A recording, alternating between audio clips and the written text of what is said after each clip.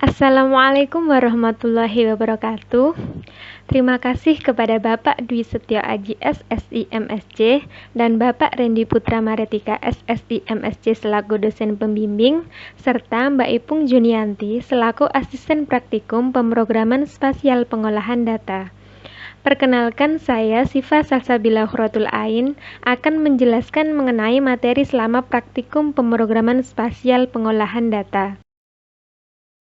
Apa sih yang dimaksud pemrograman spasial pengolahan data?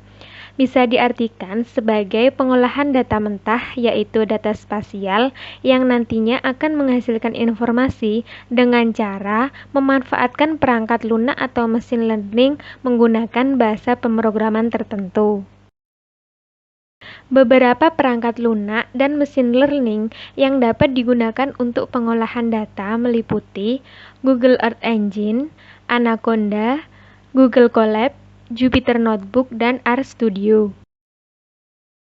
Google Earth Engine merupakan sebuah web platform milik Google Inc. berbasis cloud environment yang berisi kumpulan data citra satelit untuk berbagai analisis spasial menggunakan bahasa pemrograman JavaScript atau Python. Google Earth Engine ini termasuk dalam kategori open source atau gratis, di mana penyimpanan berbasis cloud dan kumpulan data citra satelit skala besar. Selain itu, juga mendukung dokumentasi yang lengkap. Namun, proses pengolahan data harus terkoneksi dengan jaringan internet sehingga dapat mempengaruhi kecepatan proses komputasi. Beberapa katalog data yang tersedia dalam Google Earth Engine adalah suhu permukaan, iklim, cuaca dan atmosfer, penutup lahan, medan permukaan, pertanian, serta geofisik. Berikut merupakan contoh pengolahan data menggunakan Google Earth Engine. Yang pertama, ekstraksi nilai suhu permukaan DAS OPAOYO Yogyakarta tahun 2010 sampai 2020 didapatkan dari nilai suhu permukaan rata-rata piksel citra dengan memanfaatkan citra modis yang divisualisasikan dalam bentuk peta tren dan grafik tren suhu permukaan. Yang kedua, penutup lahan di Kabupaten Bantul tahun 2019 sampai 2020 didapatkan melalui metode klasifikasi maksimum likelihood atau supervised classification dengan penentuan training area menggunakan citra Landsat 8 yang mempertimbangkan pengaruh awan. Yang ketiga, transformasi indeks berupa indeks vegetasi NDVI dan indeks kebasahan NDVI Kabupaten Bantul menggunakan citra Landsat 8 dengan mempertimbangkan pengaruh awan. Divisualisasikan dalam bentuk grafik tren indeks vegetasi NDVI dan grafik tren indeks kebasahan NDVI.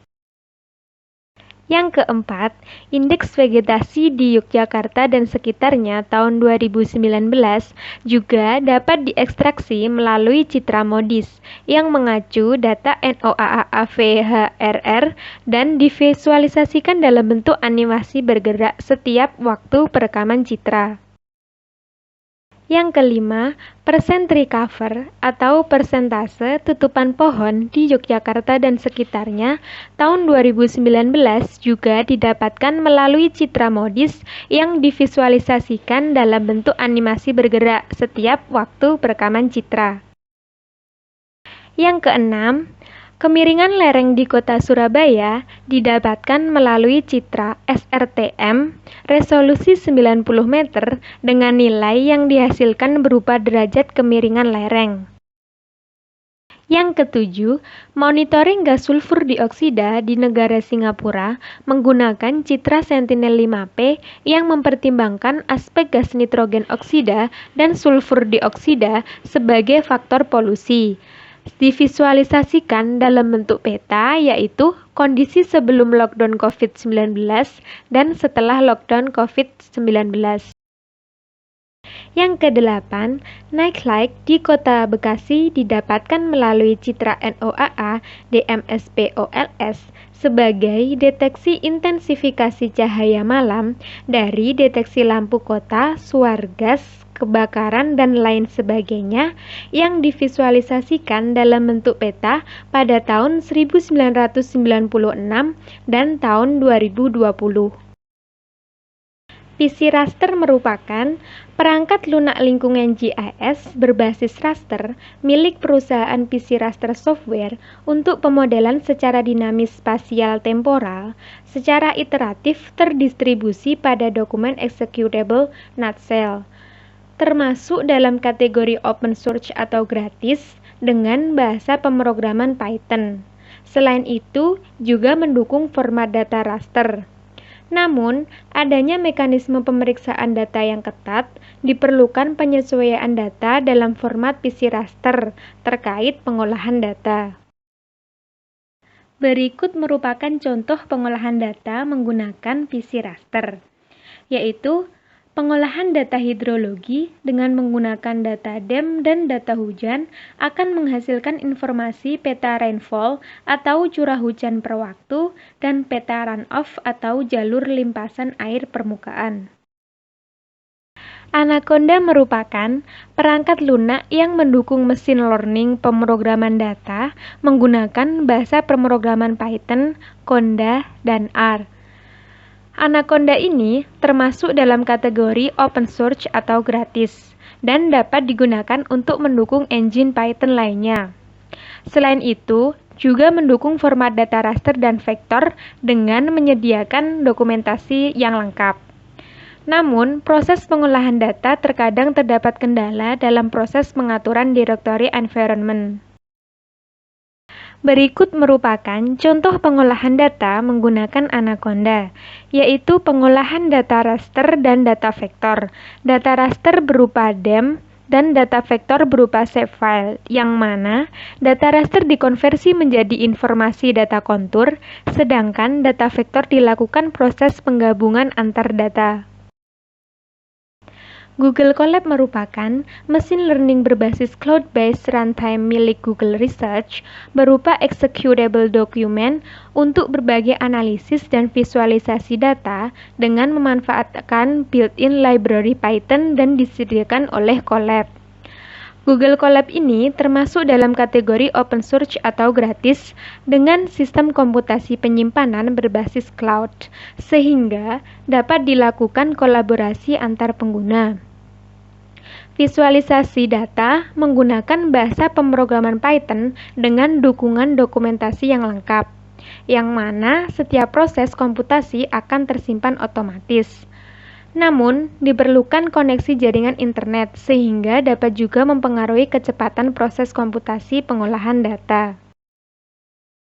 Berikut merupakan contoh pengolahan data menggunakan Google Colab, yaitu ekstraksi informasi fast food di Kota Bandung dari OpenStreetMap dalam bentuk file CSV atau tabular, sehingga dapat divisualisasikan dalam informasi grafik dan tabel. Jupyter Notebook merupakan mesin learning pengembangan ePython project berupa executable document di direktori lokal komputer untuk berbagai analisis dan visualisasi data dengan memanfaatkan built-in library Python. Jupyter Notebook ini termasuk dalam kategori open source atau gratis dan dapat didapatkan melalui instalasi offline atau online. Visualisasi data menggunakan berbagai bahasa pemrograman di mana setiap proses komputasi akan tersimpan secara otomatis dan dapat juga dilakukan kolaborasi antar pengguna. Namun, diperlukan koneksi jaringan internet sehingga dapat juga mempengaruhi kecepatan proses komputasi dalam pengolahan data. Berikut merupakan contoh pengolahan data menggunakan Jupyter Notebook. Yang pertama, visualisasi data lokasi restoran di India dalam format CSV atau tabular yang akan menjadikan informasi dalam bentuk tabel, peta heatmap, dan marker cluster. Yang kedua, Data suhu permukaan secara global dalam format CSV atau tabular divisualisasikan dalam bentuk grafik dan peta choropleth suhu permukaan untuk menunjukkan peristiwa global warming. Yang ketiga, data kasus COVID-19 secara global meliputi kasus terkonfirmasi, kasus meninggal, dan kasus sembuh. Format CSV atau tabular divisualisasikan dalam bentuk grafik secara global dan peta scatter plot. RStudio merupakan engine atau Integrated Development Environment atau IDE untuk menjalankan bahasa pemrograman R guna mendukung analisis dan visualisasi data meliputi komputasi statistik dan grafik. RStudio ini termasuk dalam kategori open source atau gratis dengan dukungan dokumentasi library yang lengkap. RStudio stabil untuk pengolahan data raster, yang mana instalasi package bisa dilakukan secara online ataupun offline, dan debugger interaktif yang tersedia dalam RStudio untuk mendiagnosis dan memperbaiki kesalahan. Namun, RStudio kurang stabil untuk pengolahan data vektor, dan setiap pengolahan komputasi memerlukan penambahan library untuk mendeteksi data. Berikut merupakan contoh pengolahan data menggunakan RStudio.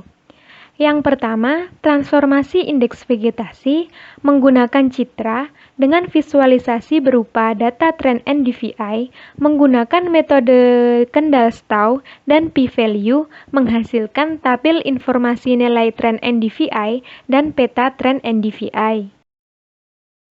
Yang kedua, klasifikasi penutup lahan menggunakan data citra Sentinel dan training area. Penutup lahan klasifikasi dilakukan dengan menggunakan metode random forest, yaitu menghasilkan plot peta penutup lahan. Berikut merupakan daftar pustaka yang digunakan dalam penjelasan materi praktikum pemrograman spasial pengolahan data. Sekian penjelasan mengenai materi praktikum pemrograman spasial pengolahan data. Maaf apabila ada salah kata dalam penjelasan materi. Terima kasih sudah meluangkan waktu untuk melihat video ini. Wassalamualaikum warahmatullahi wabarakatuh.